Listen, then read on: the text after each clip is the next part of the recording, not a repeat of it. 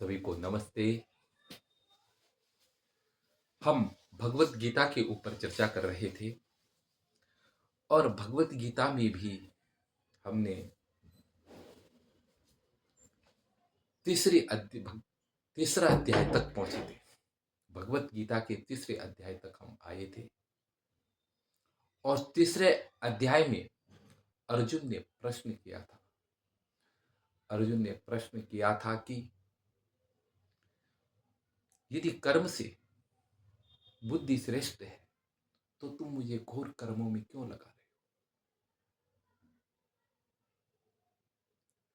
मुझे इस भयानक कर्म युद्ध में क्यों लगा रहे हो? यह प्रश्न अर्जुन ने किया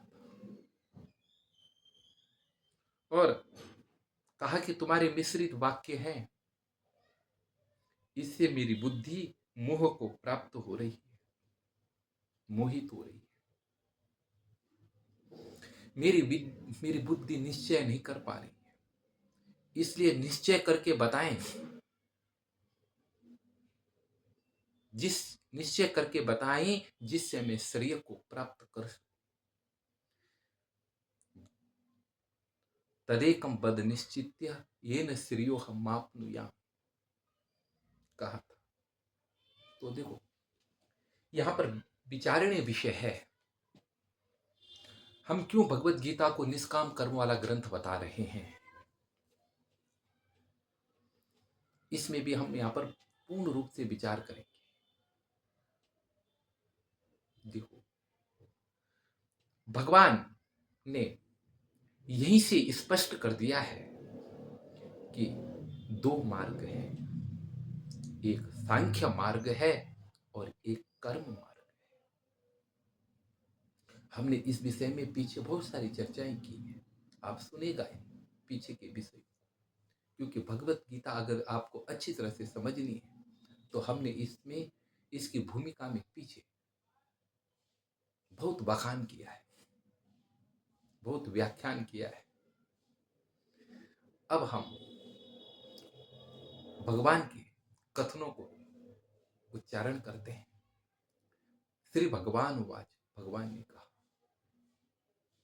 क्या कहा कि लोकस्मिन् द्विविधा निष्ठा पुरा प्रोक्ता मया नघ ज्ञान योगेन सांख्यानाम कर्म योगेन योगिना। ये बात, हे अर्जुन, लोकस्मिन् अस्मिन् लोके, इस लोक में, इस लोक में, पूरा मैंने पहले, द्विधा निष्ठा, दो प्रकार की निष्ठा कही।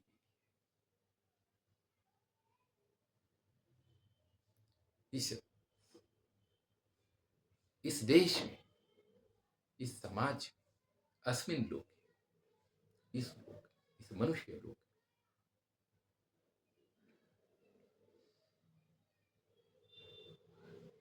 दो प्रकार की निष्ठा कही गई है, दो प्रकार के मार्ग कहे गए। अस्मिन लोके द्विधा निष्ठा पूरा प्रोक्ता, पहले मैंने कही है।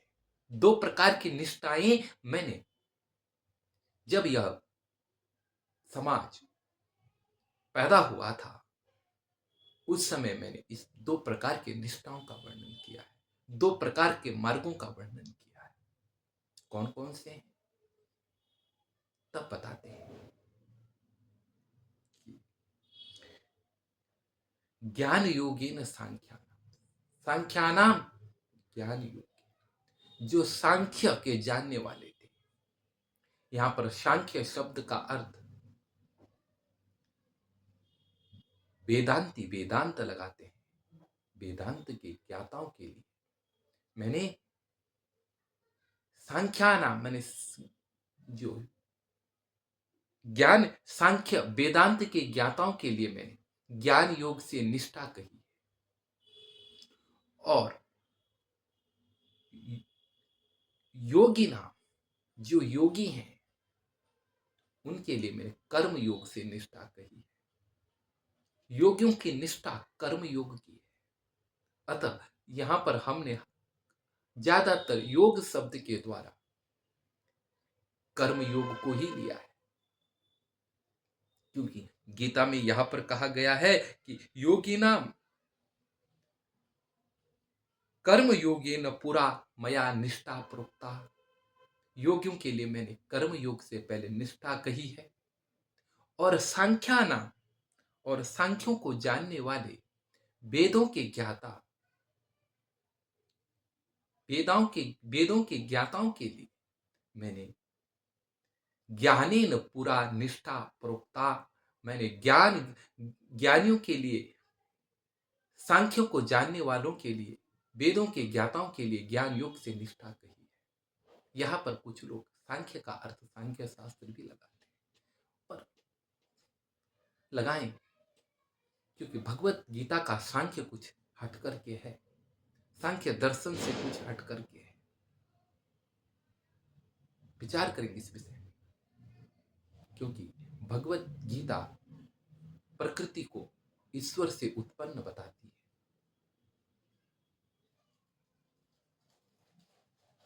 और सांख्य प्रकृति को नित्य मानते हैं। ऐसा वर्णन आया है। तो इसीलिए क्या है कि भगवत गीता का सांख्य कुछ हट करके है, वेदांत सम्मत है।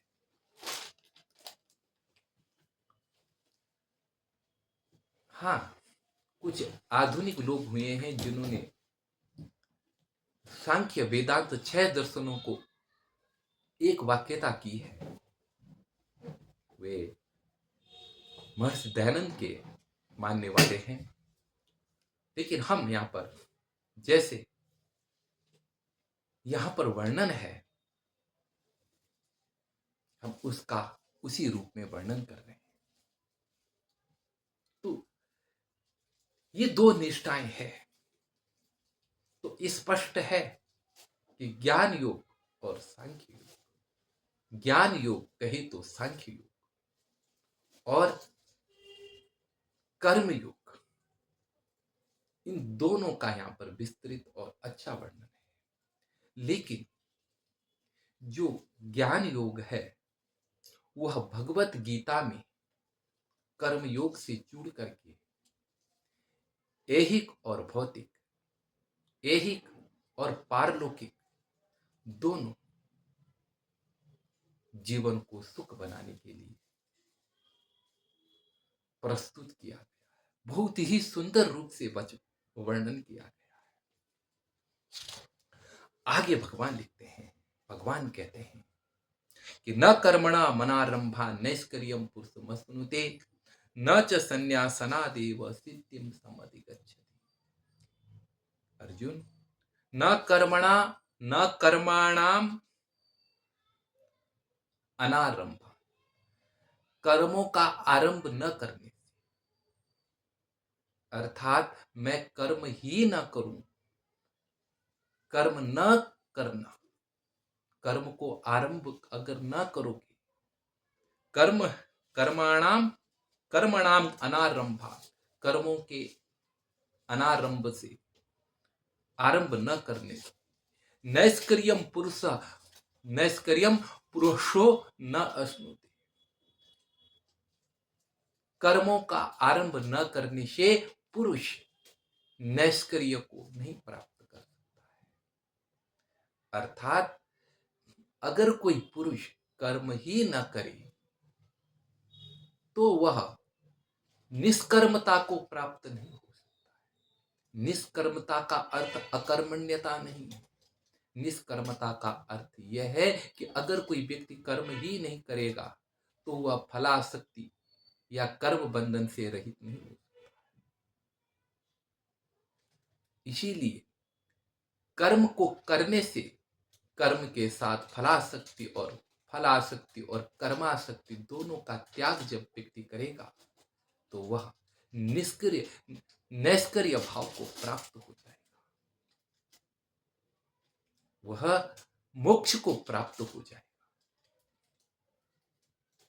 और यदि न च संन्यासनाद एव, और अगर कोई यह समझेगा कि मैं संन्यास से ही मेरी सिद्धि हो जाएगी, तो इससे भी संभव नहीं।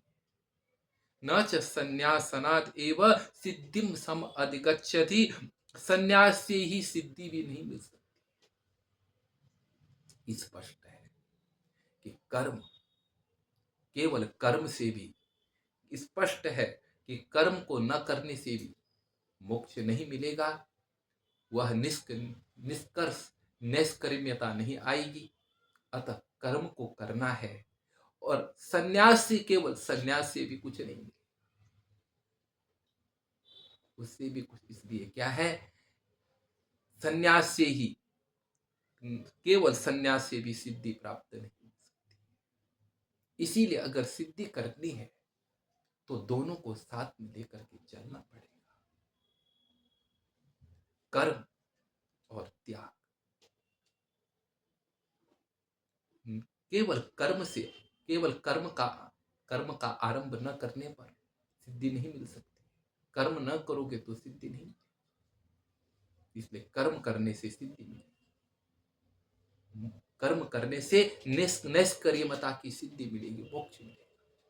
और त्याग करने से भी सिद्धि की प्राप्ति नहीं हो सकती है। अतः त्याग और संन्यास दोनों ही, त्याग और कर्म दोनों ही साथ में अपना करके अपने जीवन को जिया जा सकता है। आगे बताते हैं क्यों ऐसा है। अगर कोई व्यक्ति यह सोचे कि त्याग से ही सब कुछ हो जाएगा, त्याग से ही सब कुछ मिल जाएगा, कर्म करने की जरूरत क्या है। कर्म तुम क्यों कर रहे हो, बोलो त्याग से ही सब कुछ हो जाएगा। क्योंकि शास्त्रों में, बड़े बड़े शास्त्रों में ज्यादातर त्याग का ही वर्णन है। लोकेषणा पुत्र ऐषणा, इन दोनों ऐषणाओं को छोड़ करके भिक्षाचारी चरण, भिक्षाचारी भिक्षा ग्रहण करने का वर्णन है। लोकेषणा, वित्त ऐषणा, पुत्र ऐषणा, उभे, ये दोनों ऐषणाओं को वित्थान करके छोड़ करके भिक्षाचारी, भिक्षा आचरण का वर्णन है। तो बोला कि सन्यास से ही सब कुछ है,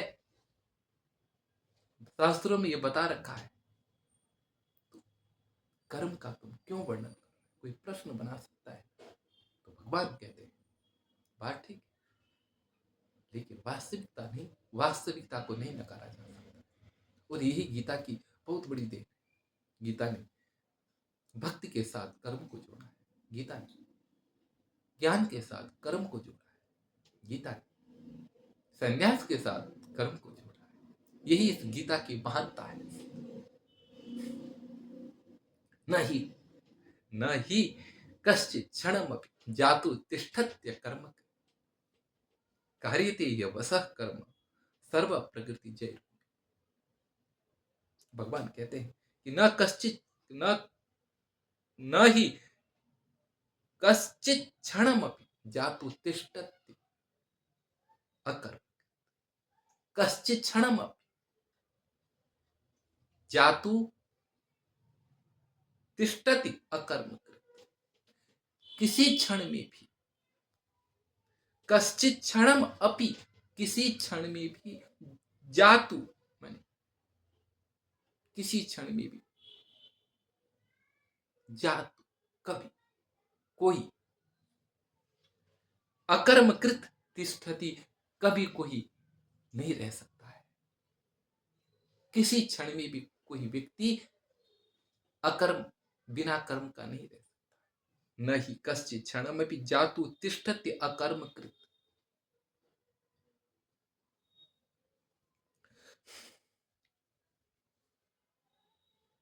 कोई भी व्यक्ति अकर्मकृत नहीं रह सकता। मतलब व्यक्ति कर्म कर रहा है, कभी भी किसी क्षण में भी कोई व्यक्ति बिना कर्म का नहीं रह सकता।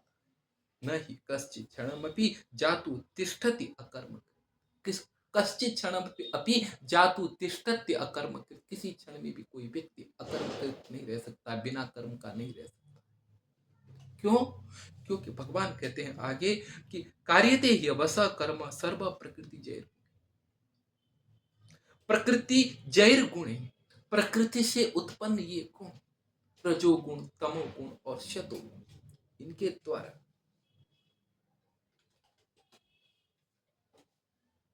इनके द्वारा अवश्य परवश होकर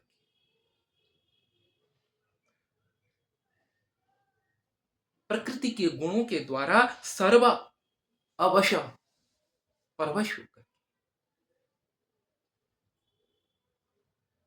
सब प्रकृति के गुण के बस होकर के कर्म कार्यते, कर्म को कर्म करने लगते हैं।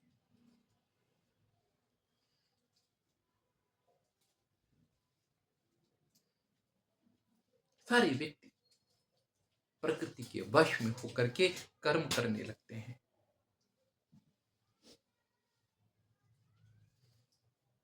इसीलिए हर व्यक्ति कर्म में लगा हुआ है।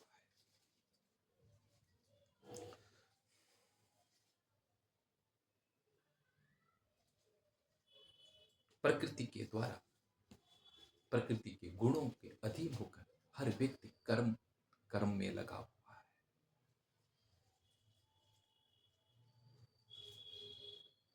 सारा व्यक्ति परवश होकर, अपने अधीन न होकर, अवश्य अपने अधीन न होकर प्रकृति उनसे एक कार्य करा रही। प्रकृति जैर गुणैर सर्वा अवस, प्रकृति के गुणों अपने बस में न होकर के सर्व अवस, सब अवस होकर, अर्थात अपने बस में न होकर के प्रकृति जैर गुणैर कर्मः कार्यते, सब अवस होकर के, अपने बस में न रह करके सब प्रकृति के गुणों के द्वारा सबसे कार्य करवाया जा रहा है। कहने का तात्पर्य यह है कि कोई भी व्यक्ति कुछ ना कुछ कर रहा है, वह एक तो व्यक्त रूप में कर रहा है, एक अव्यक्त रूप में कर रहा है। यह जो शरीर है, यह शरीर 24 घंटा कार्यरत है। आप सो जाते हैं लेकिन आपका शरीर नहीं सोता है, वह तब भी कार्यरत है। आप एक सतत क्रिया है और हर व्यक्ति कुछ ना कुछ कर रहा है। इसीलिए अगर कोई यह समझता है अर्जुन कि संन्यास लेकर के ही जीवन में सिद्धि मिल जाए, असंभव है। इसीलिए भगवान का यह दृढ़ सिद्धांत गीता में कहीं नहीं नकारा गया है। हर व्यक्ति प्रकृति के अधीन होकर के कार्य कर रहा है। आगे भगवान कहते हैं, और भगवान यहां तक भी कह देते हैं कि वो मूढ़ है, वो मिथ्याचारी है जो यह समझता है कि जो भगवान कहते हैं आगे, वो मूढ़ है, वो मिथ्याचारी है जो कर्म को त्याग देता है और मन से चिंतन कर रहा है। ऐसा नहीं, कर्म योगी जो होता है वह अन्य मन से भी अनन्य और कर्म से भी अनन्य होता है। अर्थात जैसा मन वैसा कर्म, मन में कोई खोट और कर्म अलग, ऐसा नहीं। वो ऐसा नहीं होता है कि किसी की मदद कर रहा है, किसी के घर बना रहा है और सोच रहा है अंदर से, घर बना रहा है उसको दिखा रहा है, लेकिन सोच रहा है अंदर से भगवान जल्दी इसका घर टूट जाए। ऐसी दुर्भावना वाला नहीं। किसी मरीज की सेवा कर रहा है, बाहर से दिखा रहा है कि मैं मरीज की सेवा कर रहा हूं, जल्दी ठीक हो जाए, अंदर से सोच रहा है कि भगवान जल्दी मर जाए। ऐसे दो कर्म उसके नहीं। भगवान कहते हैं कर्मेंद्रियाणि संयम्य यास्ते मनसा स्मरण। भगवान कहते हैं कि मनसा, मन से भगवान कहते हैं कि कर्म इंद्रियाणि संयम्य, कर्म इंद्रियों को संयम करके, अर्थात कर्म इंद्रियों पर नियंत्रण करके,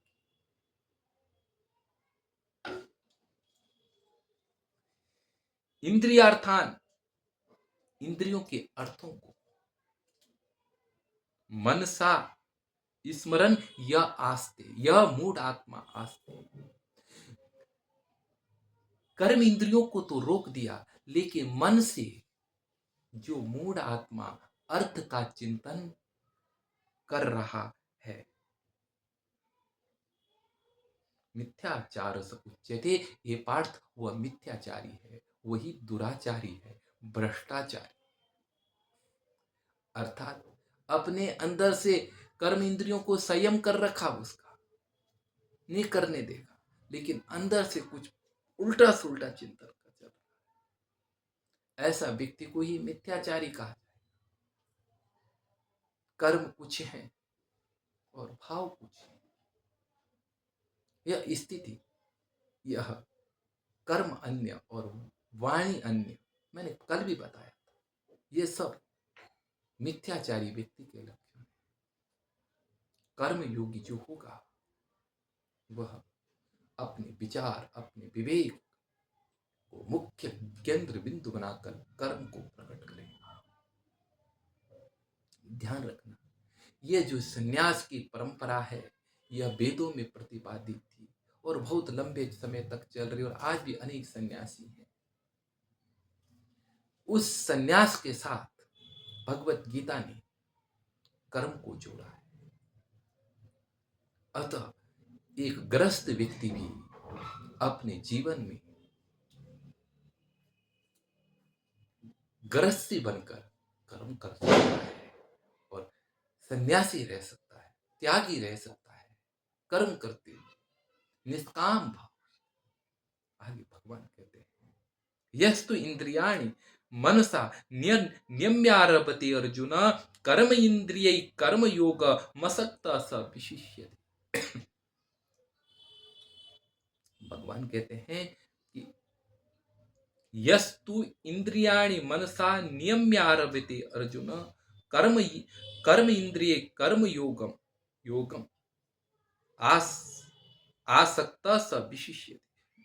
यस्तु जो, किंतु, यस्तु तू मैंने किंतु, ये पार्थ, किंतु इंद्रियाणि, इंद्रियों को, इंद्रियाणि मैंने इंद्रियों, मनसा मैंने मन मनसा है, मनसा मैंने बुद्धि के द्वारा, जो जो कर्म, जो इंद्रियों को मन के द्वारा नियम में संयमित करके, कर्म इंद्रिय कर्म योगम आरभ्यते, जो कर्म इंद्रियों के द्वारा, कर्म इंद्रियों के द्वारा कर्म योग का आरंभ करता है। कर्म योग शब्द दे दिया है, कर्म के साथ योग, कर्म योग का आरंभ करता है। स असक्त विशिष्यते, वही असक्त व्यक्ति विशेष है, श्रेष्ठ है। कहने का तात्पर्य तो यही कर्मयोग का सूत्र है। कितना साफ स्पष्ट कहा है कि जो इंद्रियों को मन से नियंत्रित कर, मन से, बुद्धि से जो इंद्रियों को संयमित कर देगा, आंतरिक बाह्य जो भी है सबको नियंत्रित कर देगा, और कर्म इंद्रियों के द्वारा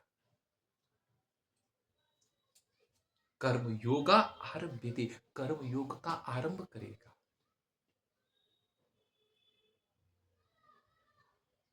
स असक्त व अशक्त अनासक्त व्यक्ति विशिष्यते, श्रेष्ठ है। अंदर से खाली, लेकिन कर्म जो है वो विवेक अधीन है, लालसा अधीन, तृष्णा अधीन, वह विशेष है, सब विशेष, वह श्रेष्ठ व्यक्ति है। आगे बोलते हैं, हे अर्जुन, इसलिए मेरी दृढ़ बात को मान ले। क्या मानना है प्रभु, क्या चीज है वो, बता रहा हूं, सुन ले अर्जुन। भगवान, क्या नियतम कुरु कर्म, तुम कर्म जायो यह कर्म, शरीर यात्रा पिचते न प्रसिद्धेत अकर्मण। ये पार्थ, तो इस बात को समझ ले कि नियतम कुरु कर्म। कर्म कर्म जायु ह्यकर्मण। ये अर्जुन, तू निश्चित ही कर्म कर, निश्चित ही तू योद्धा बन, पुरुषार्थ बन, अपने हाथ पांव को चला, दीनता नहीं, शौर्य को प्रकट करो, उत्साह को प्रकट करो अपने। नियतम कुरु कर्म, नियत कर्म को। क्यों? क्योंकि आगे कहते हैं अकर्मण जायो, अकर्मण जाय कर्म, कर्म मैंने अकर्मण, न करने से, न करने से कर्म जाय, न करने से कर्म करना। कर्म क्या है? श्रेष्ठ। अकर्म से कर्म श्रेष्ठ है, मैंने न करने से करना श्रेष्ठ है। इसलिए नियतम कुरु कर्म, तो इसलिए तुम निश्चय कर्म कर। अंतिम समय ये देखो, और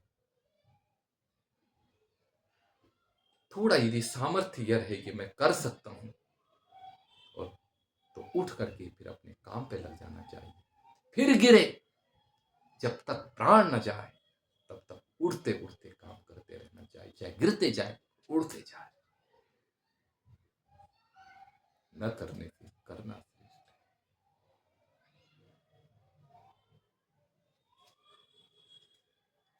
क्यों? क्योंकि वास्तविकता यह है कि शरीर यात्रा पिचते प्रसिद्धेत अकर्मण, अकर्मण शरीर यात्रा पि न न ते प्रसिद्धेत। ये पार्थ, न करने से तेरी शरीर की यात्रा भी नहीं चलेगी।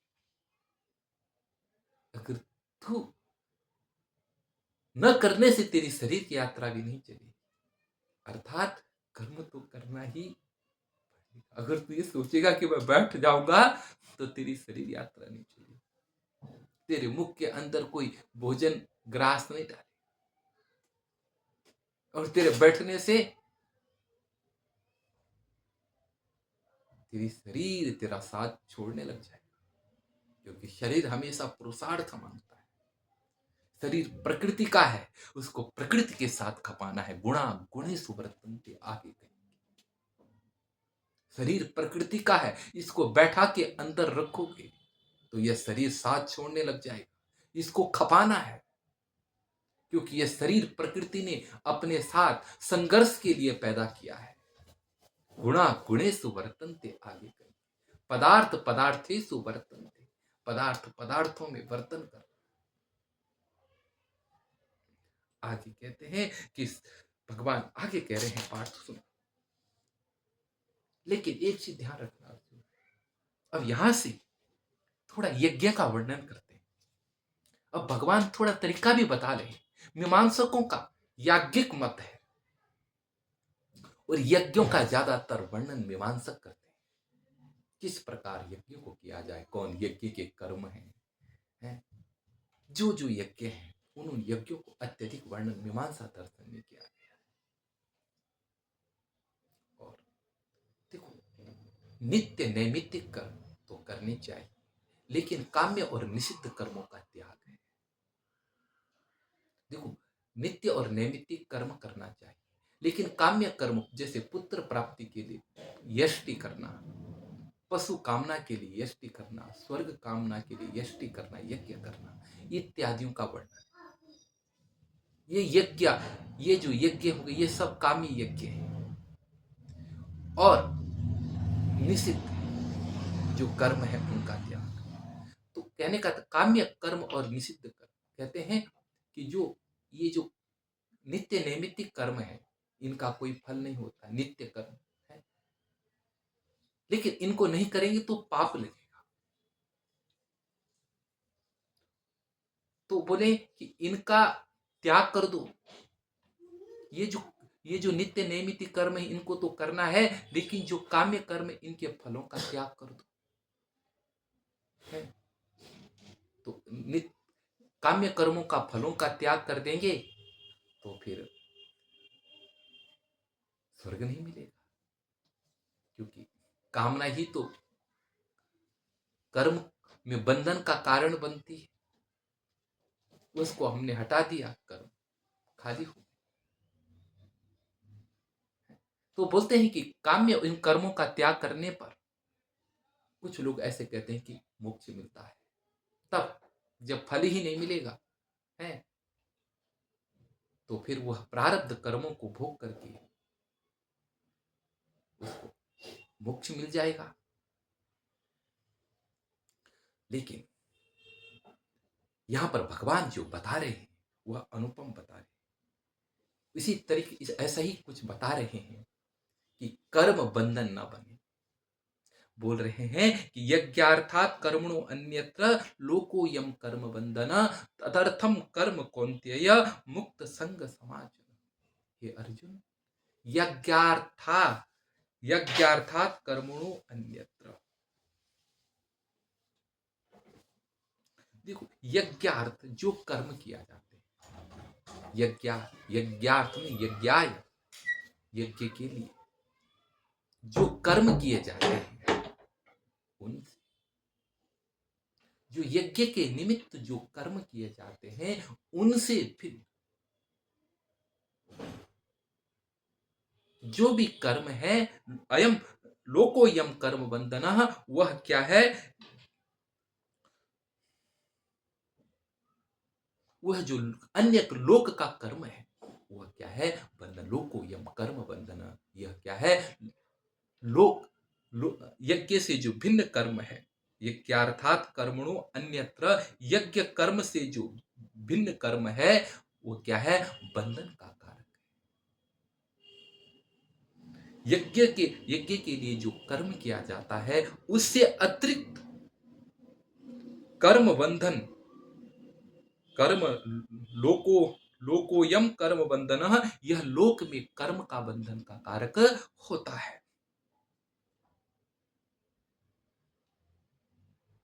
यह उससे भिन्न जो कर्म है वह सब क्या है, बंधन का कारक बनेगा। यज्ञ के अतिरिक्त जो भी कर्म करोगे, यज्ञार्थ जो कर्म विधान किया गया है उसके अतिरिक्त अगर आप कर्म करोगे तो वह बंधन। ध्यान दे रहे, हम निमित्त के अनुसार कर्म कर, आपको यज्ञ का विधान कर रखा है तो आप अगर उसके लिए कर्म करते हैं तो आप केवल कर्तव्य का वहन कर रहे हैं। इसीलिए आपके लिए वह बंधन का कारक नहीं बनेगा। लेकिन अगर आप उसके अतिरिक्त जैसे लोग समाज में कर्म करते हैं, अगर आप ऐसे कर्म करेंगे तो उसके सुख दुख, उसके फल का भोगी आप बनेंगे। निमित्त को लेकर के अगर आप कर्म करते हैं तो वह पाप का भागी है। अब एक मान लो बात, आपने 20 आदमियों के लिए खाना बनाया और आपने 20 आदमियों के लिए खाना बनाया और 20 आदमियों को खिलाया और फिर अपने आप खाया, तो एक अच्छी विदा है। अच्छी विदा ये कि आपने 20 आदमियों को खिलाकर तब भोजन किया। लेकिन अगर आप 20 आदमियों को निमित्त न बनाकर खुद अपने निमित्त बनाते और 20 आदमियों को भूखे रखते हो तो वह कर्म थोड़ा निष्कृष्ट कोटि में आएगा। क्योंकि निमित्त काम तो वही करना है, भोजन बनाना। तब भी बना रहे थे, अब भी बना रहे, तब थोड़ा ज्यादा बनाया था, अब थोड़ा कम है, लेकिन कर्म तो वही है। लेकिन निमित्त के अनुसार वह कर्म अच्छा और बुरा बन गया है। ऐसे ही यज्ञ के लिए जो कर्म किया जाएगा वह श्रेष्ठ माना जाएगा और उससे भिन्न जो कर्म है वह क्या है, अच्छा नहीं माना, वो बंधन कारक। यज्ञार्थात कर्मणो अन्यत्र लोको, यज्ञार्थात कर्मणो अन्यत्र लोको यम कर्म बंधन, वह लोक में कर्म का बंधन कारक है। वह क्या है, कर्म का बंधन करने वाला यह लोक है।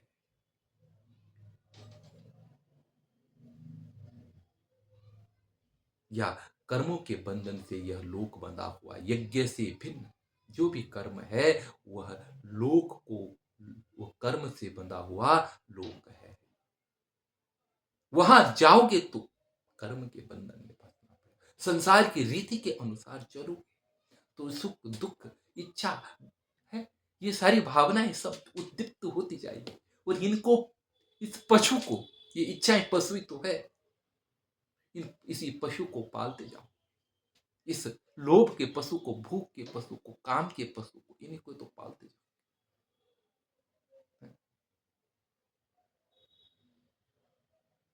इनको हटाकर कर्म करो। आगे कहते हैं, हे अर्जुन, फिर क्या है? तदर्थम कर्म कौन्तेय, हे कौन्तेय, उसी के लिए कर्म करना है। किसके लिए? तदर्थ, यज्ञार्थ कर्म करना है। तदर्थम कर्म कौन्तेय, हे अर्जुन, तो उसी यज्ञार्थ कर्म कर। लेकिन कैसा करना है? यज्ञार्थ कर्म मुक्त संग, आसक्तियों से। तदर्थ मैंने यज्ञ के लिए तू कर्म कर। तदर्थ कर्म कौन्तेय, हे कौन्तेय, तदर्थ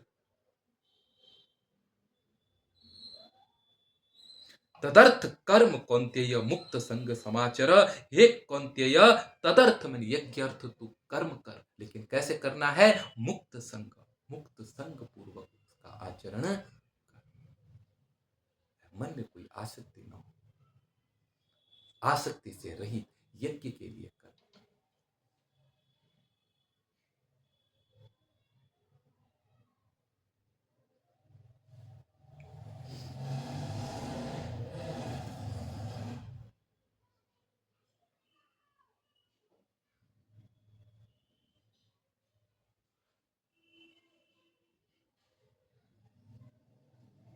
आगे कहते हैं भगवान कि अब देखो, ये तो बता दिया उन्होंने कि तू यज्ञ के लिए कर्म कर, लेकिन आगे बता रहे हैं कि जो ये सृष्टि है ये सब यज्ञ से ही हुई है। ये जितनी भी जो ये सारी सृष्टि देख रहे हैं ये यज्ञ से पैदा हुई। लेकिन यहाँ पर आचार्य शंकर यज्ञ का अर्थ करते हैं यज्ञ वही विष्णु। तो उनके मत में हो जाएगा कि विष्णु के निमित्त, यज्ञार्थ माने विष्णु के निमित्त तो कर्म कर। यज्ञ के लिए तू कर्म कर, और उससे भिन्न माने परमात्मा के लिए तू कर्म कर। उससे भिन्न जो भी कर्म है वह बंधन कारक है। इसलिए तदर्थ, यज्ञ से अन्यत्र जो भी कर्म है माने परमात्मा से भिन्न जो भी कर्म है वह क्या है? बंधन कारक है। इसलिए तू परमात्मा के लिए कर्म कर।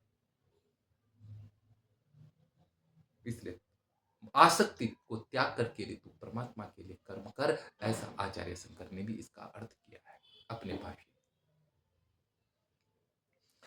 आगे लिखते हैं कि जो ये यज्ञ है, अगर ये करते हैं ना, तो यहां पर जो यज्ञ शब्द आया है ना, वो अर्थ नहीं बैठेगा, क्योंकि यज्ञ जो है वो परमात्मा ने पैदा किया है, बृहस्पति ने पैदा किया है। यज्ञ का प्रसंग तो इसलिए अर्थ नहीं बदला जा सकता। सह सह यज्ञा प्रजा सृष्ट्वा पुरोवाच प्रजापति अनेन प्रविश्यध्व मेष वो वो वो त्विष्ट काम दुख। आगे बताते हैं, सहयज्ञा प्रजा सृष्ट्वा पुरोवाच प्रजापति सहयज्ञा प्रजा सृष्ट्वा पुरोवाच, प्रजापति ने सहयज्ञ यज्ञों के साथ में प्रजा सृष्ट्वा प्रजा को सृष्टि करके पुरोवाच पहले कहा। क्या कहा? कि अनेन, अनेन मैंने इस यज्ञ के द्वारा प्रसविध्वम,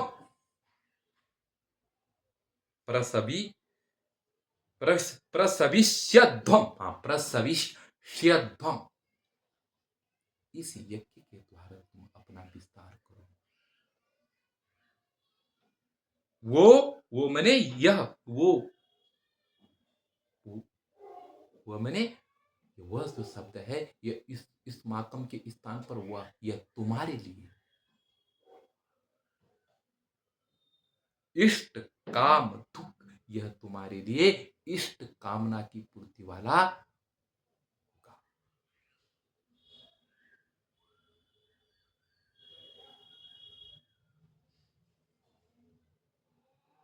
यह जो इष्ट, वो मैंने तुम्हारे लिए इष्ट काम दुख, यह तुम्हारी इष्ट जो क्या है पदार्थ है, उनकी कामना को दुख मैंने ये कि प्राप्त ये कि कराने वाला होगा। वैसे दुह परिपूर्ण धातु है, ये तुम्हारी कामना को पूरा करने वाला होगा,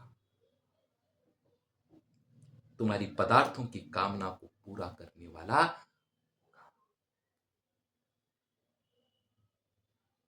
तो भगवान ने आदेश दे दिया है कि यज्ञ करो, यजन करो। और यज्ञ का अर्थ केवल जो तिल फूकना ही नहीं, क्योंकि यज्ञ आगे बताएंगे अभी। यज्ञ बहुत व्यापक है, सृष्टि चक्र चलाने के लिए यज्ञ है। परमात्मा ने जीवों के साथ में ये यज्ञों का विस्तार किया है। तो यह जो यज्ञ है, इन यज्ञों से क्या होगा और इन यज्ञों करने से क्या फायदा है। तो आगे बोलते हैं कि देवान भावयतानेन ते देवा भावयन्तु। इन यज्ञों से हम क्या करें और क्या फायदा। तो बताते हैं कि देवान भावयतानेन ते देवा भावयन्तु परस्परम भावयन्त श्रियं परम मवाप्स्यति। अनुपम स्थिति, परस्पर भावयन्त श्रियं परम। कितने प्यारे देवान भावयतानेन, अनेन देवान भावयत, अनेन मैंने इस यज्ञ के द्वारा, भावयत लोट लकार का बहुवचन है, लोट लकार मध्यम पुरुष का बहुवचन है। भावयतु, भावयतात, भावयताम, भावयन्तु, भावय, भावयतात, भावयताम, भावयत मध्यम पुरुष बहुवचन। अनेन इस यज्ञ के द्वारा तुम, युष्मद्युपदे समानाधिकरण स्थान्य भी मध्यम है, क्रिया का प्रयोग करने पर उसके साथ यूयम का प्रयोग या करो या न। तो अनेन मन इसके द्वारा तुम सब देवान भावयत, देवताओं को संतुष्ट करो। इस यज्ञ के द्वारा तुम देवाओं को प्रसन्न करो, देवाओं को अपने भाव को अर्पण करो, देवताओं को संतुष्ट करो। और इससे क्या होगा, जब तुम देवताओं को संतुष्ट करो यज्ञों के द्वारा, तो देवता बड़े प्रसन्न हो जाएंगे। और ते देवा भावयन्तु, वह देवता तुम्हारा कल्याण करेंगे। वह देवता तुमको संतुष्ट करेंगे। तुम देवताओं को संतुष्ट करो, देवता तुम्हें संतुष्ट करेंगे। लेकिन देवता के विषय में अनेक मत हैं। कोई मंत्रों को ही देवता मानते हैं, कोई मंत्रों के अक्षरों को देवता मानते हैं, कोई ये जो देवता है प्राकृतिक देवता, चंद्रमा देवता, सूर्यो देवता, चंद्रमा सूर्य, ये ग्रह, ये पृथ्वी, ये सब देवता है। ऐसा नहीं है कोई ये कोई ऐसा मौज फटकार करके बैठा है हाथ में गदा लेकर के है। मंत्रों में भी आया अनिर्तम मनु, रितम, अनिर्तम मनुष्य, अनिर्त मनुष्य होते हैं रित, और जो सत्यवादी होते हैं वो देवता होते हैं।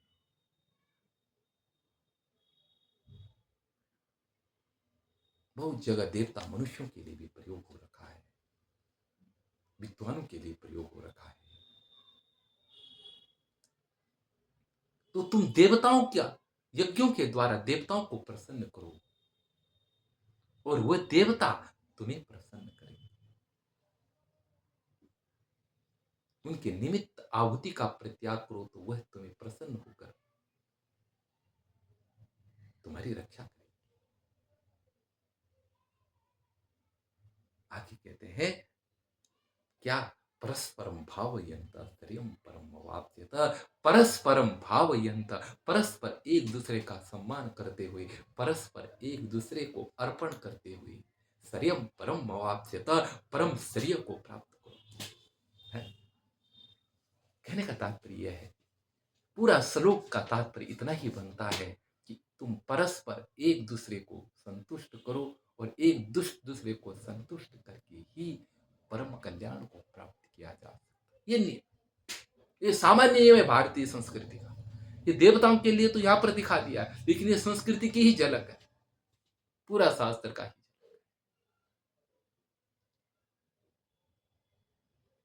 ये हमारी संस्कृति परस्पर। तो आगे कह रहे हैं कि इष्टान भोगान ही वो देवा दास्यन्ते यज्ञ भाविता तैर दत्तान अप्रदायेभ्यो यो भुंक्ते स्तेन एव स। बोलते हैं कि यज्ञ भावित, यज्ञ से प्रभावित होकर, यज्ञ के द्वारा संतुष्ट होकर,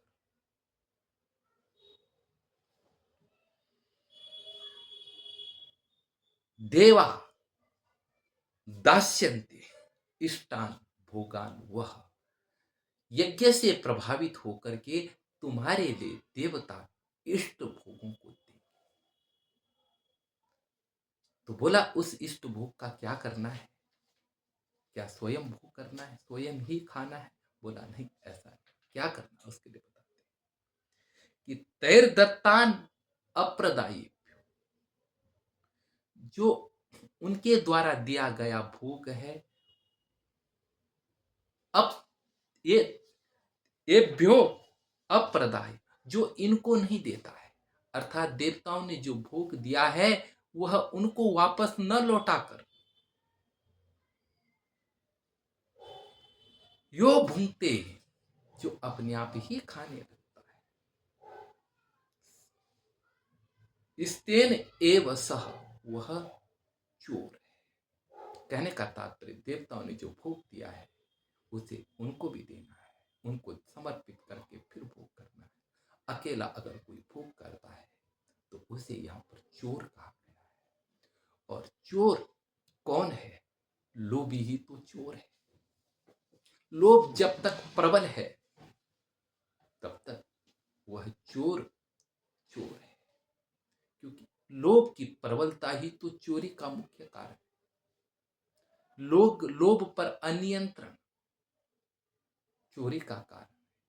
तो जो देवताओं ने दिया और उनको बटोरने लगा और अपने भोग में ही यूज करने लगा, तो वह चोर है।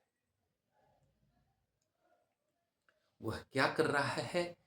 जो इस ब्रह्मांड के द्वारा देवताओं ने अनंत सामर्थ्य से बना करके आपको दिया है, वह इसलिए ही दिया है कि तुम परस्पर देवताओं का अपना उपकार करते हुए शरीर को प्राप्त करो।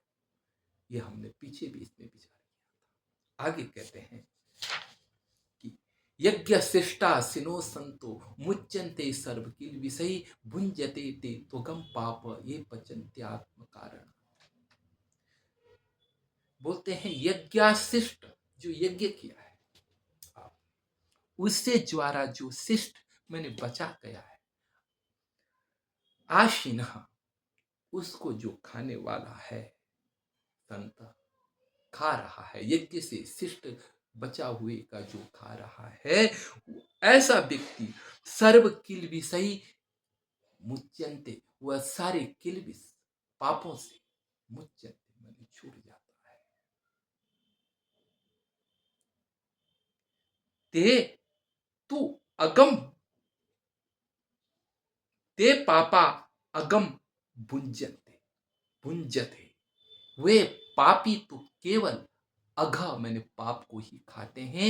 ये पचंती आत्म कारणात, जो अपने आत्मा के कारण पकाते हैं, अर्थात अपनी आत्मा को निमित्त मान करके ही अपना भोजन बनाते हैं, पकाते हैं। जो श्रेष्ठ पुरुष हैं वो यज्ञ के निमित्त बनाया हुआ का ही पान करते हैं और उसी से ही सारे पापों से रहित हो जाते हैं। जो आत्म कारण अपने लिए ही पकाते हैं वे पापी पाप को ही खा रहे हैं। कहने का तात्पर्य यह है कि सर्व वितरण करके भोग करना चाहिए, परस्पर बांट करके मिल करके खाना चाहिए, निमित्त के अनुसार खाना चाहिए, निमित्त बना करके भोजन करना चाहिए। चलो तुम भी खा लोगे तो मैं भी खा लूंगा।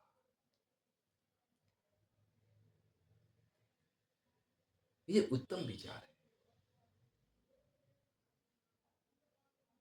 इसीलिए वो ये बात यही नहीं, वेदों में भी है। केवलाघो भवति केवलादि केवलाघो भवति। वो केवल अग को ही खाता है। जो केवलादि, जो केवल अपने लिए, जो केवल अपने लिए, जो अपने आप खाता है, वह के पाप को ही खा रहा होता है।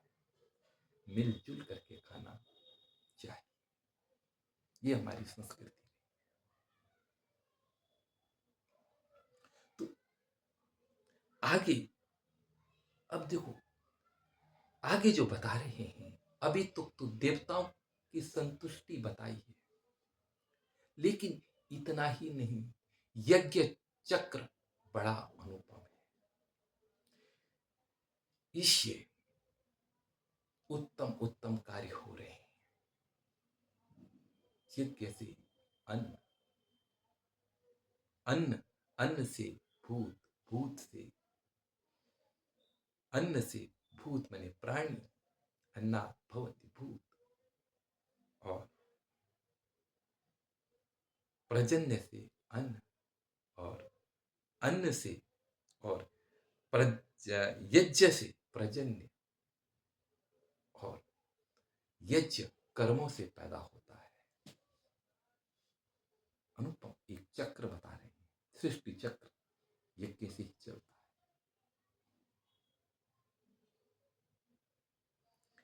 यज्ञात् भवति पर्जन्यो, यज्ञात् भवति पर्जन्य, यज्ञात् भवति भूतानि पर्जन्यादन संभव, यज्ञात् भवति पर्जन्यो यज्ञ कर्म समुद्भव। कह रहे हैं कि अन्न से भूतानि भवन्ति, अन्न से जीव पैदा होते हैं, और पर्जन्यात अन्न संभव, पर्जन्यात माने पर्जन्य से, वर्षा से अन्न संभव, अन्न पैदा होता है। और यज्ञात भवति प्रजन्य, वह जो प्रजन्य बारिश है वो यज्ञ से पैदा हो रहा है। और यज्ञ किससे पैदा हो रहा है? तो बोला यज्ञ कर्म समुद्भव, यज्ञ कर्म से, कर्म समुद्भव यज्ञ, कर्म से उद्भव उत्पन्न कौन हो रहा है? यज्ञ हो रहा है। इसको थोड़ा व्यतिरेक क्रम से चलते हैं। कर्म से पैदा यज्ञ हुआ है। कर्म से कौन पैदा हुआ? यज्ञ पैदा हुआ। यज्ञ से कौन पैदा हुआ? प्रजन्य, वर्षा पैदा हुई। वर्षा से पैदा कौन हुआ?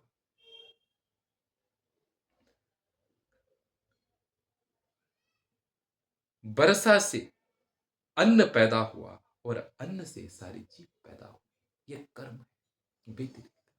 पहले कर्म हुआ, फिर कर्म के द्वारा यज्ञ हुआ, फिर यज्ञ के द्वारा वर्षा हुई, और फिर वर्षा के द्वारा अन्न पैदा हुआ और अन्न से सारी जीव पैदा हुई। ये सृष्टि चक्र ये कैसे चल रहा है? वो कर्म क्या है? ये कर्म किससे पैदा हुआ? तो बताते हैं आगे। ब्रह्म कर्मोद्भवम विद्धि ब्रह्माक्षर समुद्भवम तस्मा सर्वगतम ब्रह्म नित्यम यज्ञ प्रतिष्ठितम। बोलते हैं ब्रह्म। देखो सुनो, ब्रह्म शब्द को कई अर्थों में प्रयुक्त हुआ है उपनिषदों में भी। कई शब्दों में ब्रह्म शब्द आया है। यहां पर बताते हैं कि जो ब्रह्म है, ब्रह्म कर्मोद्भवम विद्धि। कर्मोद्भवम बताते हैं कि कर्म ब्रह्मोद्भवम विद्धि। ब्रह्मोद्भवम ब्रह्मोद्भवम कर्म विद्धि। ब्रह्म से उत्पन्न कर्म। अब यहां पर थोड़ा विचार करते हैं कि यहां पर ब्रह्म शब्द से क्या लेना चाहिए। तो देखो, ब्रह्म शब्द से कुछ लोगों ने मम मम योनि महत ब्रह्म तस्मिन गर्भ ददाम्य, मेरी योनि महद ब्रह्म है। तो यहां पर भगवान बोल रहे हैं मेरी योनि कौन है? महत योनि, मानी यह महद योनि प्रकृति है। तो प्रकृति के लिए ब्रह्म शब्द का प्रयोग हुआ। मम योनि महत ब्रह्म, महान ब्रह्म है प्रकृति के लिए। इसीलिए कुछ लोग ये यहां पर बताते हैं कि यहां पर ब्रह्म शब्द का अर्थ प्रकृति है। प्रकृति से कर्म पैदा हो। पर कुछ लोग यहां पर यह कहते हैं कि वेद, ब्रह्म का अर्थ है वेद, वेद से कर्म पैदा हो।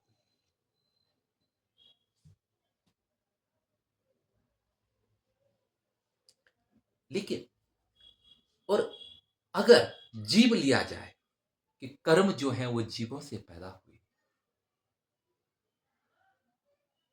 जीव जैसे कर्म करेगा उसका परिणाम प्रकृति के ऊपर आधारित होता है। तो ब्रह्म जीव के कर्म, जीव से ही कर्म पैदा हुए, कर्म से यज्ञ, जीव से ही कर्म पैदा हुए। और अगर कर्म को गलत दिशा मिलती है तो गलत काम भी करने लगते हैं, सृष्टि चक्र का विनाश करने लगते हैं। इसलिए कर्म को यज्ञ की परंपरा से शुरू करना चाहिए जीव। इसलिए यहां पर ब्रह्म का अर्थ अगर जीव कर दिया जाए तो कोई अतिशयोक्ति न हो। और जीव किसके आश्रित है? तो ब्रह्माक्षरम, ब्रह्म अक्षरम उद्भव। जो ब्रह्म है वह अक्षर से पैदा हुआ, अर्थात जो यह जीव है यह अक्षर परमात्मा से पैदा हुआ।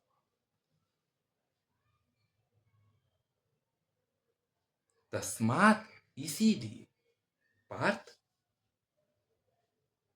सर्वगतम ब्रह्म, जो सर्वगत ब्रह्म है, जो सबके अंदर विद्यमान ब्रह्म है, वह नित्यम यज्ञ प्रतिष्ठितम, वह सदा यज्ञ में ही प्रतिष्ठित रहता है।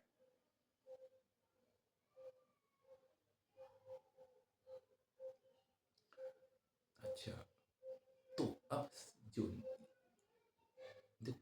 है अंतिम में आ गए, जीव किस में आ गए? अक्षर में। अब जो नीचे इसमें आ रखा है, पंक्ति में जो ब्रह्म आ रखा है, यह ब्रह्म शब्द जो है ईश्वर के लिए ही प्रयोग है। इसीलिए तस्मा सर्वगतम ब्रह्म, जो सर्व के सबके गत में ब्रह्म है, अक्षर जिसे कहा गया है, वह नित्य यज्ञ प्रतिष्ठितम, वह सदा यज्ञ में ही प्रतिष्ठित है। या जो अगर प्रकृति अर्थ में लेते हैं तो जो सर्वगत प्रकृति है वह नित्य हमेशा यज्ञ में स्थित है। या जो सर्वगत ब्रह्म है जो सब में रहने वाला, क्योंकि जीवात्मा सब में है और वह नित्य यज्ञ में प्रतिष्ठित है। पर नीचे वाले शब्द से ब्रह्म को ही लेना चाहिए, ईश्वर अक्षर को ही लेना चाहिए, क्योंकि प्रसंग, संस्कृत में प्रसंग के अनुसार अर्थ को लगाया जाता है। सर्वगत शब्द का प्रयोग हुआ है, तो सर्वगत ब्रह्म सारे यज्ञ में प्रतिष्ठित है, यज्ञ में आश्रित, क्योंकि उसी से ही सारी परंपरा चली। कारण हमेशा कार्यों में अनन्य रूप से रहता है। परमात्मा जीव में है, जीव से वो कर्म में आया, कर्म से वो यज्ञ में आया है। ऐसे वो जब यज्ञ के माध्यम से उसने संपूर्ण विस्तार किया, इसलिए जो यज्ञ है उसमें नित्य क्या है, ब्रह्म सदा विद्यमान है कारण रूप से। और इतना ही नहीं, आगे भी है, लेकिन कर्म के बाद, सदकर्मों के बाद यज्ञ पैदा होता है, यज्ञ यज्ञ प्रकट होता है। इसीलिए यहाँ पर यज्ञ में भगवान कह रहे हैं कि यज्ञ में मैं प्रतिष्ठित हूँ, सत्कर्मों में मैं प्रतिष्ठित हूँ, और यहीं से सृष्टि चक्र चलता है। अस्तु आगे कहते हैं, एवं प्रवर्तितम चक्रम नानु नानु वर्तयतीह यह अघायुरिंद्रिय रामो मोगम पार्थ सजीवति। हे पार्थ, आगे भी सुन लो, ये चक्र में इसलिए बता रहा हूं कि इस चक्र का अनुवर्तन सबको करना है। भगवान गुस्से में उसकी निंदा भी करते हैं। भगवान कहते हैं कि एवं एवं परिवर्तन चक्र, यह जो परिवर्तन चक्र चल रहा है, ये चक्र परिवर्तन जो चल रहा है, यह नानु वर्तति, नानु वर्तयति, यह नानु वर्तयति, जो इस संसार में इस प्रवर्तित चक्र का अनुकरण नहीं करते। अघायु, अघ मैंने व्यर्थ, निरर्थक, आयु, उस आयु मैंने जीवन, उसका जीवन बेकार है।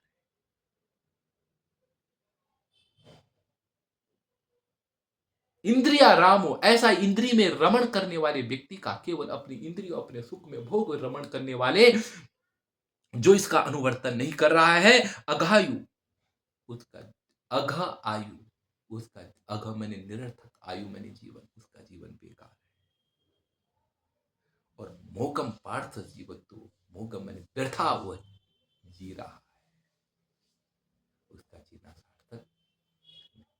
सृष्टि चक्र के अनुसार यज्ञों को करते हुए अपने जीवन को चलाना चाहिए। मीमांसा दर्शन की झलक है। आगे बोलते हैं, पर यहां से थोड़ा सा प्रसंग बदल जाता है। यहां से कहते हैं कि यस्तु आत्मा रतिरेव स्यादात्म तृप्तश्च मानव आत्मनेव च संतुष्ट तस्य कार्यम न विद्यते। यहां पर भगवान मीमांसा के दर्शन को थोड़ा किनारे करके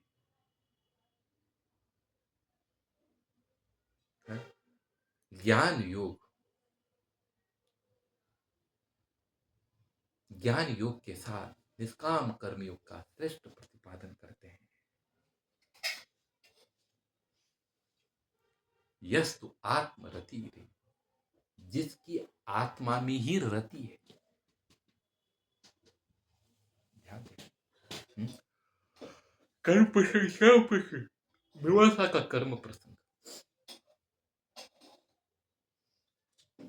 सृष्टि चक्र चलाने का कर्म चला, यज्ञों का वर्णन चला, लेकिन अब भगवान यहां पर थोड़ा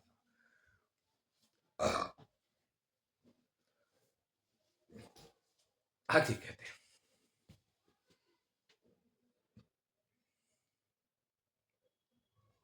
यस्तु आत्मरतिरेव स्यादात्मतृप्तश्च मानव आत्मन्येव च संतुष्ट तस्य कार्यं न विद्यते। कितना प्यारा है, कितना सुंदर श्लोक है। कहते हैं कि यस्तु आत्मरतिरेव स्याद आत्मस्य तृप्तश्च मानव। और गीता क्या कहती है? मानव, कोई सांप्रदायिक शब्द नहीं, मानव माने मनुष्य मात्र। जो मानव, यह यह तू, यह तू, तू मैंने किंतु, ऊपर से प्रसंग आ रहा है, किंतु इतना तो बता दे, किंतु हे पार्थ, यह तू, किंतु या मानव, जो मनुष्य आत्मरति, अपनी आत्मा में ही रमण कर रहा है, आत्म आत्म परमात्मा ही है, अपने अंतःस्थल में बैठे हुआ महान आत्मा परमात्मा में जिसकी रति, उस जिसकी रति है, और आत्म तृप्तश्च स्यात्,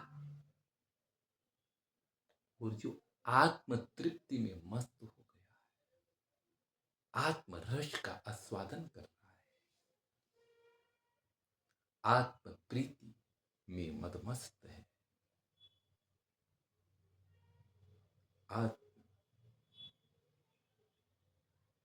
आत्म मद में मदमस्त है,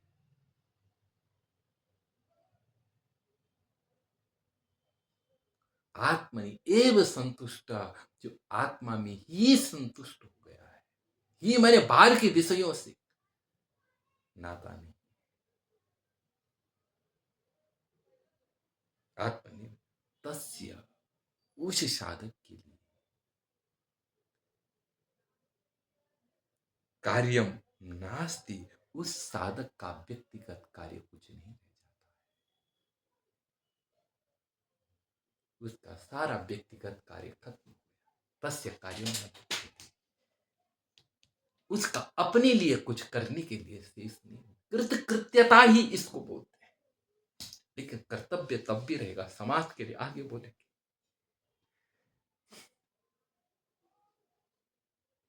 इसी के नीचे आने वाला तस्मात् असक्त सततम कार्यम कर्म समाचर,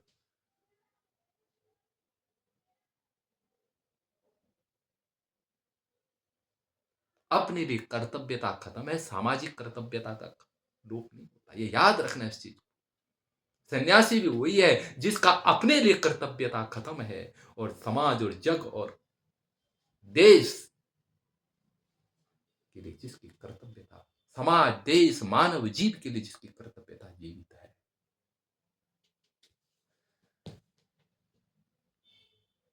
कोई व्याख्या करें, उनकी अपनी अपनी व्याख्या है, लेकिन यहां पर यह अर्थ करना ठीक नहीं है।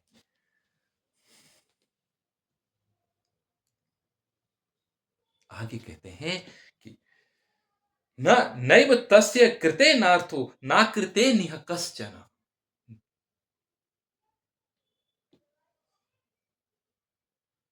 न चास्य सर्वभूतेषु कश्चित् अर्थ व्यपाश्रय। बिल्कुल किंचन था। नैव तस्य कृते नार्थो, न तो उसका कुछ करने के लिए रह जाता है अपने लिए, और न अकृतेन यह कश्चन, और न उसका कुछ करने, न तो उसको कुछ करने से अर्थ रह जाता है, और न कुछ त्यागने से कुछ उसका अर्थ रह जाता है। अकृतेन यह कश्चन, और न उसका अकृत्य से कुछ अर्थ रह जाता है।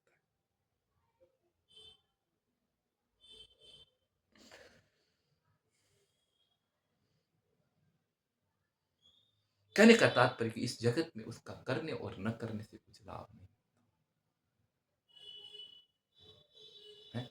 अपने लिए कुछ करना या न करना, इसलिए उसका कोई भी लाभ नहीं है।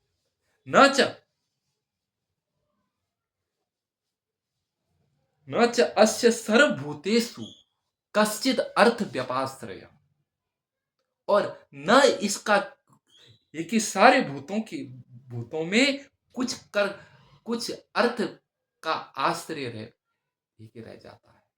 मतलब उसको किसी भूत जीवों के प्रति कुछ काम करने की आसक्ति मन में नहीं रहती।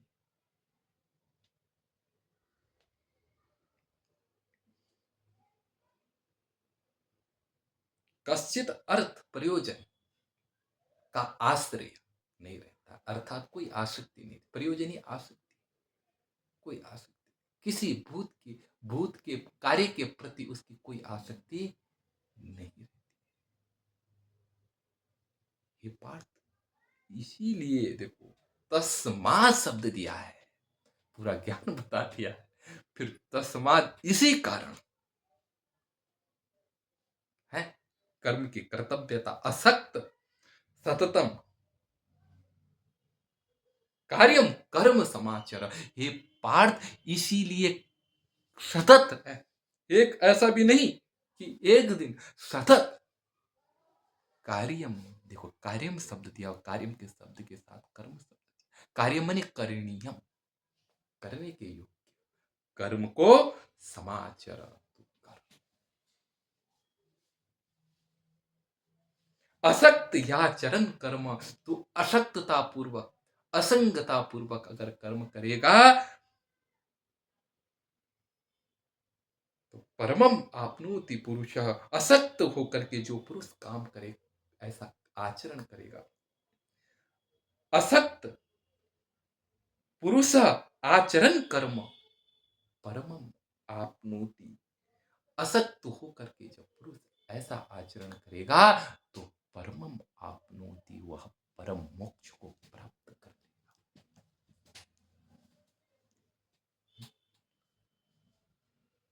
कितना दिव्य ज्ञान है।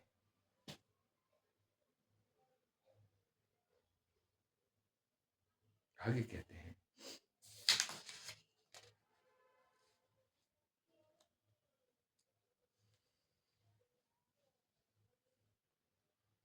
योग वशिष्ठ में भी आया है यही बात। किंचित तस्य न साध्यम स्या सर्व जंतुषु सर्वदा, अतो असक्त तया भूप कर्तव्यम कर्म जंतु। बोलते हैं कि किंचित तस्य न साध्यम स्या सर्व जंतुषु सर्वदा, सर्व जंतुषु सर्वदा न तस्य किंचित साध्यम न साध्यम अस्ति। बोलते हैं उसका किसी जीवों के प्रति कोई भी साध्य करणीय वस्तु या साधन सिद्ध करने योग्य वस्तु नहीं रह जाती।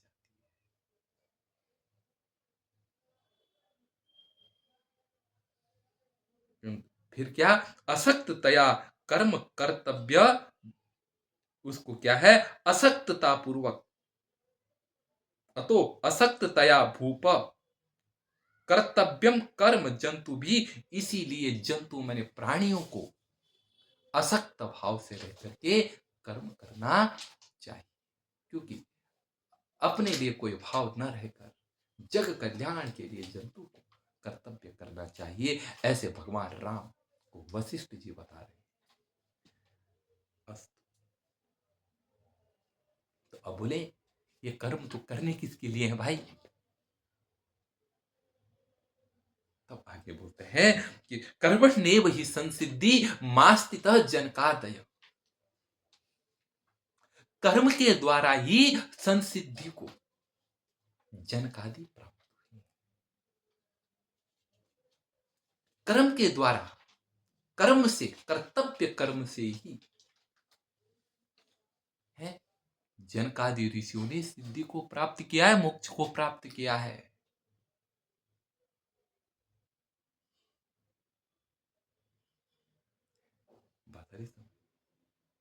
और बता दिया, सिद्धि को बता दिया, सिद्धि का, मोक्ष का बता दिया उन्होंने, इसके द्वारा सिद्धि को प्राप्त। लेकिन कैसे, किसके लिए किया उन्होंने कर? तो बोले लोक संग्रह ए पापी संपस्यन कर तुमर हसी। हे अर्जुन, तू भी लोक संग्रह को लेकर के कर्म कर। लोक संग्रह, लोक कल्याण, लोक उन्नति, जीव हित, जिससे मानव का कल्याण हो, सर्वहित, सर्व कल्याण, सर्व उपकार, परस्पर प्रीति के लिए, परस्पर जोड़ने के लिए, परस्पर दैविक भौतिक आध्यात्मिक उन्नति के लिए, परस्पर वैमनस्य मिटाने के लिए, परस्पर सौहार्द फैलाने के लिए, दुनिया में जीवों के दुख हरण के लिए, लोगों को गले लगाने के लिए, अपने आत्मरस से विश्व को सिंचने के लिए कर्म को कर, ये कर्म है आत्म उन्नति में आसीन होकर मोक्ष तत्व को प्राप्त करके भी कर्म कर लोक के लिए ध्यान दे। बात यह है, कर्म करना है।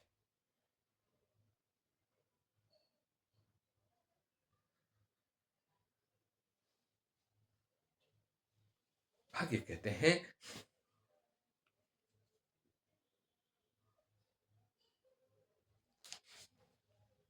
आगे कहते हैं इतना ही नहीं पार्थ, कर्म तो करना है, लेकिन आगे दृष्टांत भी कुछ देते हैं। बोलते हैं यद्यत आचरति श्रेष्ठ तत्तद एव तरुजन स यत् प्रमाणम कुरुते लोकस्तद अनुवर्तते। बोलते हैं यद्यत आचरति, यद यद आचरति श्रेष्ठ, श्रेष्ठ यद यद आचरति श्रेष्ठ पुरुष, वेद शास्त्रों के ज्ञाता, महानतम, निष्काम कर्म, निष्कपट, निर्दोष, निश्चल, निष्काम पुरुष, ईश्वर चेतना के साथ अभिन्न रूप से जुड़े हुए पुरुष श्रेष्ठ हैं। वे जिस काम को करते हैं, यद्यत आचरति श्रेष्ठ तत् तत्त तत्त कार्य तत्तद आचरणम इतर जन, दूसरे इतरे इतरो जन, इतर जन इतरो जन, दूसरे मनुष्य आचरति करते हैं। जो जो श्रेष्ठ मनुष्य करते हैं, ऐसा ही उसके आचरण समाज भी करने लगता है। इतर जो क्या है, कम बुद्धि वाले भी हैं, वह भी उसके अनुकरण से चलते हैं, क्योंकि समाज अनुकरण से चलता है। जो श्रेष्ठ पुरुषों का आचरण होता है, तब उसके अनुसार समाज चलने लगता है। श्रेष्ठ पुरुषों को सम्मान मिलना चाहिए। जब उनको सम्मान मिलेगा समाज में, बड़े बड़े लोगों को श्रेष्ठ पुरुषों का सम्मान करना चाहिए। उनके सम्मान से जो इतर जन है वह भी उनका अनुकरण करेंगे और समाज महान बनेगा। यद्यद् आचरति श्रेष्ठ तत्तद एव तरुजन, स वह श्रेष्ठ पुरुष यत् प्रमाणम कुरुते, जिसे प्रमाणित करते हैं, जिसे प्रमाणों के द्वारा वह तोल करके, निर्णय लेकर के, निश्चय करके प्रमाणित करते हैं, बताते हैं ये चीज सही है, तत्तद उसी को ही इतर तत्तद तत् यत् सा यत् प्रमाणम कुरुते, जिसका वो जिसे वो प्रमाणित करते हैं, लोकस तद अनुवर्तते, समाज उसका अनुवर्तन करते हैं। इसीलिए बुद्धिमान पुरुषों को वह आचरण कभी नहीं करना चाहिए वो जिससे अपना व्यक्तित्व गिर जाए और समाज भी पतन की ओर बढ़ने लग जाए। उस काम को प्रस्तुत करना चाहिए जिससे सामाजिक उन्नति हो सके। लोक संग्रह के लिए पीछे कर्म बताया और फिर यहाँ पर बताया कि जो आचरण वो करते हैं लोग उसका अनुवर्तन करते हैं। और स यत् परम, जो आचरण करते हैं इतर मनुष्य दूसरे जन उसका आचरण करते हैं और जिसे वह प्रमाणित करते हैं लोग उसका अनुसरण करते हैं। इसीलिए कर्म को त्याग करके जंगल में नहीं बैठ जाना चाहिए, स्वधर्म का पालन करना चाहिए। इतने में स्वयं भगवान अपना दृष्टांत बता रहे हैं, क्योंकि भगवान भी स्वयं अहर्निश कार्यरत हैं, कुछ नहीं चाहिए उनको, लेकिन फिर भी वो अहर्निश काम कर रहे हैं। क्या चाहिए?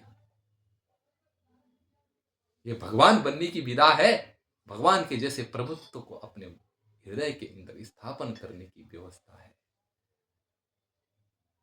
इसलिए भगवान खुद का दृष्टांत देते हैं यहाँ पर। न मे पार्थस्य कर्तव्यम त्रिषु लोकेषु किंचन नाना वक्तमवाप्तव्य वर्त एव च कर्मणि। पार्थ, न मे पार्थस्य कर्तव्यम त्रिषु लोकेषु किंचन, त्रिषु लोकेषु किंचन मे पार्थ कर्तव्यम नास्ति। हे पार्थ, तीनों लोकों में मेरे मेरे लिए कोई भी कर्तव्य शेष नहीं। तीनों लोकों में ऐसा कुछ नहीं है कि जो मेरे लिए कोई कर्तव्य शेष हो। मेरे लिए कोई भी कर्तव्य तीनों लोकों में शेष नहीं है। किसी के प्रति मेरा कोई कर्तव्य, कोई कर्तव्य बचा हुआ नहीं मेरे लिए। और न न ना ना ना का ना ना अन अनवाप्तव्य, मुझे अप्रापणीय, न आप्तव्यम, अप्रापणीय भी मुझे कुछ नहीं है, अप्रापणीय भी मुझे प्राप्त नहीं करना है। ऐसा कुछ नहीं कि जो अप्राप्त हो और मुझे उसे प्राप्त करना हो। मैंने अप्राप्त वस्तु भी मेरे लिए कुछ नहीं, कि उसके प्राप्त करने के लिए मुझे कर्म करना पड़े।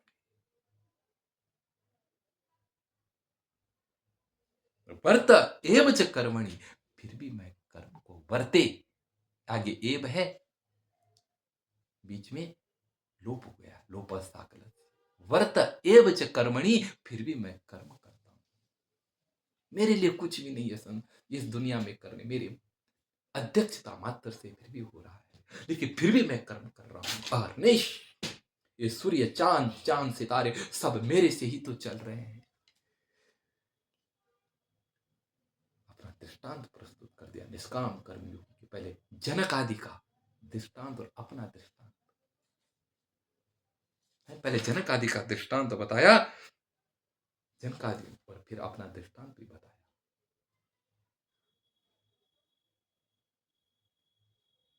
कुछ प्राप्त करने, लेकिन उससे उत्सीदेयुरिमे लोका न कर्म चेद अहम संकरस्य च कर्ता स्यामुपहन्याम्यहं प्रजा। बोला, यदि चेद, यदि अहम मैंने मैं न कुर्याम कर्म, कर्म न कुर्याम, यदि मैं कर्म नहीं करूंगा तो इमे लोकाहा उत्सीदेयुः, ये सारे लोग क्या हो जाएंगे? नष्ट हो जाएंगे। यदि मैं कर्म नहीं करूंगा तो ये सारे लोग नष्ट भ्रष्ट हो जाएंगे।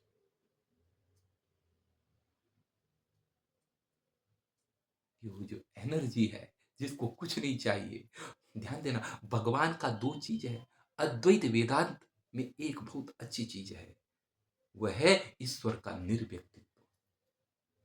वो ईश्वर का व्यक्तित्व रूप नहीं मानता है, और वही मेरे को अपने व्यक्तिगत रूप में भाता है कि ईश्वर का कोई व्यक्तिगत रूप नहीं, वो एक एनर्जी है। वही एनर्जी कह रही है कि अगर मैं कर्म नहीं करूंगा तो यह सारा जगत नष्ट हो जाएगा। और क्या? संकरस्य च कर्ता श्याम, श्याम, मैं शंकर का कर्ता हो जाऊंगा। शंकर मैंने होता है उल्टा सुल्टा। कहीं ऐसा ना हो जाए कि आम के पेड़ पर अमरूद लग जाए और अमरूद के पेड़ पर आम लग जाए। इसका मैं उल्टे कर्म का भागीदार में हो जाऊंगा। और इमा प्रजा उपहन्याम, और इन प्रजा का मारने वाला भी मैं हो जाऊंगा।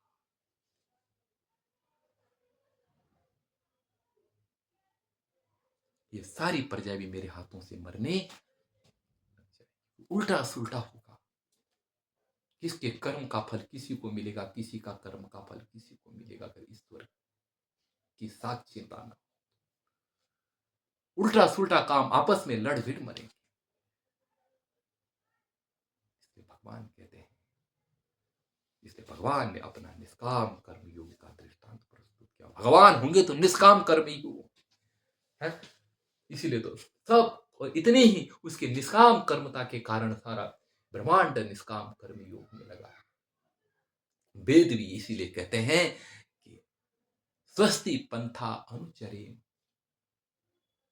सूर्य चंद्र सा। स्वस्ति मैंने कल्याणकारी पंथा का हम अनुसरण करें, सूर्य चंद्रमा की जैसे निष्काम कपट में लगे हुए हैं, निर्दोष अहरनिश कार्यरत में है। सूर्य तुम्हें प्रकाश देने के लिए नहीं, सूर्य प्रकाशित होता है, बस प्रकाश हो रहा है। दीपक जब तुम जलाते हो ना, तुम्हारा निमित्त है कि तुम्हें दीपक से प्रकाश लेना है, लेकिन दीपक प्रकाश नहीं देता है। उसका वो है उसके होने मात्र से प्रकाश। हर काम प्रकृति में निर्धारित है, तुमसे कार्य होना है, उसे तुम्हें करना है। तुम्हारी संभावना, तुम्हारा अस्तित्व का प्रकटीकरण कर्म है। कर्म को करो, निष्कपट निर्दोष निश्चल होकर कर्म करो।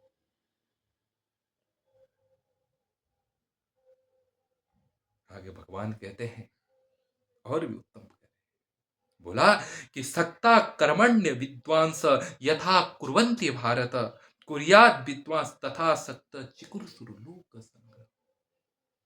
और कैसा कर्म करना है? ऐसा नहीं कि मैं विद्वान हो गया हूं तब मैं कुछ कर्म नहीं करूंगा।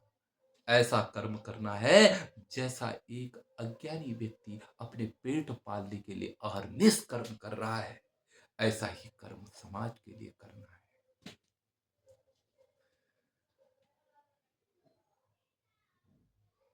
जैसे एक पत्थर फाड़ने वाला पत्थर फाड़ रहा है तकलीफ, लेकिन परिवार उसके लिए निमित्त है, उसका सहन करता है। ऐसे ही एक निष्काम कर्म योगी को भी निमित्त, जग को निमित्त मान करके कठिन से कठिन कर्म को करना चाहिए। भगवान कहते हैं आगे कि सत्ता कर्मण्य विद्वांस यथा कुर्वन्ति भारत, कुर्यात् विद्वांस तथा सक्त चिकुर लोक संग्रह।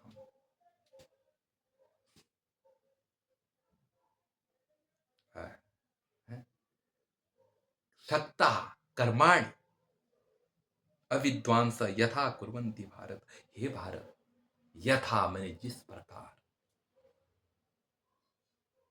कर्माणि सत्ता अविद्वांसः कुर्वन्ति, जिस प्रकार शक्त आसक्ति युक्त अविद्वांसः, अविद्वान कर्माणि कुर्वन्ति, कर्मों को करते हैं। जैसे आसक्ति युक्त है, परिवार में आसक्ति युक्त जो क्या है, अविद्वान मूर्ख लोग हैं, जिस प्रकार वह कर्म करते हैं उसी प्रकार विद्वांस आसक्त, उसी प्रकार विद्वानों को आसक्त होकर के लोक लोक चिकिर तथा उसी प्रकार विद्वांस आसक्त चिकीर्षु लोक संग्रह कुर्यात्। उसी प्रकार लोकासक्त के जैसे इच्छा करके लोक संग्रहम कुर्यात्, लोक संग्रह को करना चाहिए। उसी प्रकार जिस प्रकार एक आसक्त व्यक्ति कर्म को कर रहा है, उसी प्रकार विद्वान को भी लोक उसी प्रकार आसक्त होकर के लोक संग्रह के लिए विद्वान को भी कर्म करना चाहिए।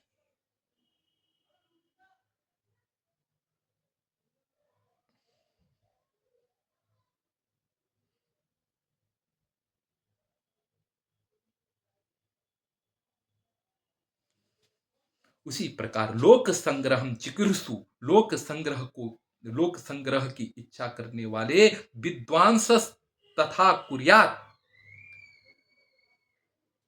उसी प्रकार लोक संग्रह की इच्छा रखने वाले विद्वान को भी कर्म करना चाहिए।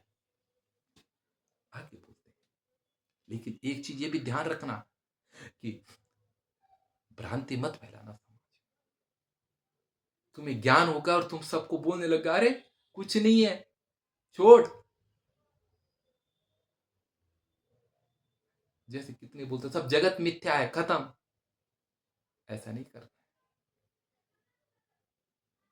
महान ग्रंथ है ये, बोलते हैं ऐसा कभी मत करना।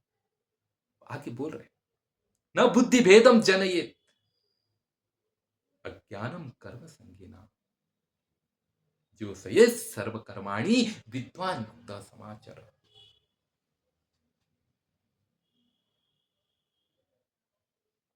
न बुद्धि भेदम जनयेत अज्ञानम कर्म संगीना, जो कर्म संगी, कर्म संगीना, कर्म में जो आसक्त व्यक्ति है, अज्ञानी कर्म में आसक्त व्यक्ति जो है, अज्ञानाम अज्ञानाम अज्ञानाम अज्ञ, अज्ञ माने मूर्खाना, जो मूर्ख अज्ञ व्यक्ति है, कर्म संगी नाम, जिनकी कर्मों में आसक्ति है, ऐसे संसारी जो लोग हैं, न बुद्धि भेदम जनयेत, उनकी बुद्धि में भेद पैदा नहीं करना है।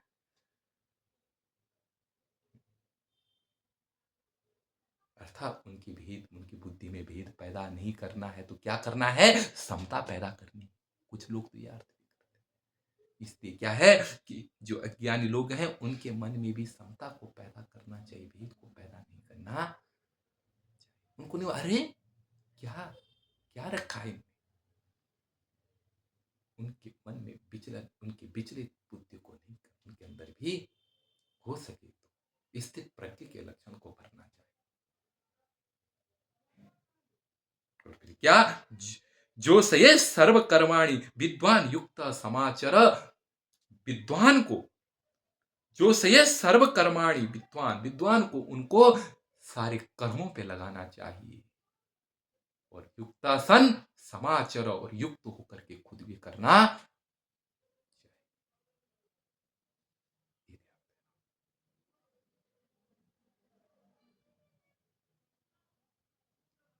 युक्त होकर, विद्वान युक्त होकर खुद कर्म को करें और कर्म को कराएं। जग उन्नति इसमें है, कराए ही नहीं, ऑर्डर नहीं देना है, खुद करना भी।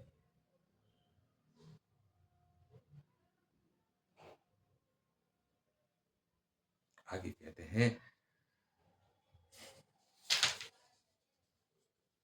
बोलते हैं कि जो ये मूर्ख लोग हैं, जो कर्म संगी लोग हैं, इनके विषय में कहते हैं,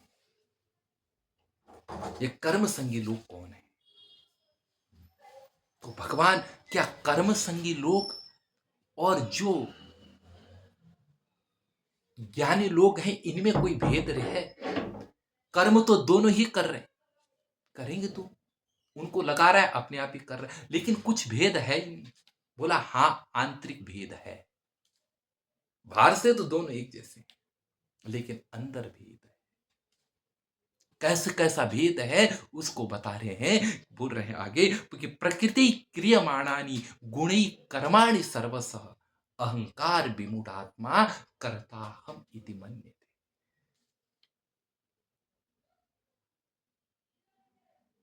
बहुत अनुपम स्थिति है। बोलते हैं कि क्या कि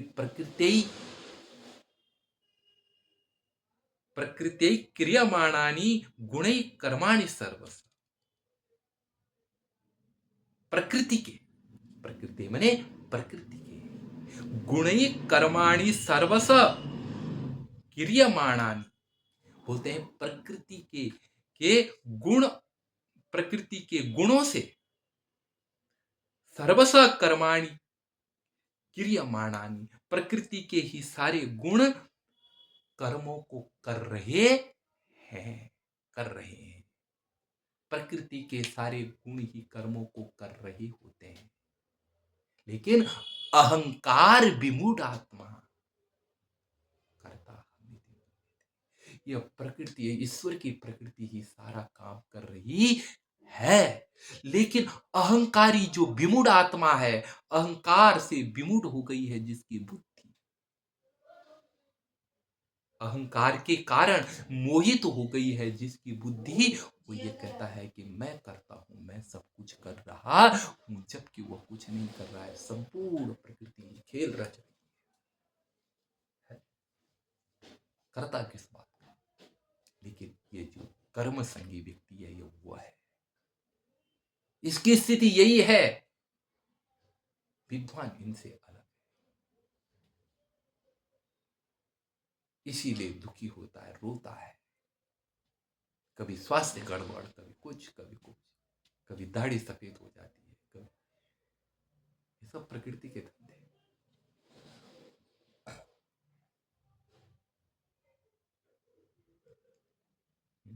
ये सब होता रहता है, किंतु भगवान आगे कहते हैं कि तत्ववित्तु महाभाव, हे महाभाव, हे महा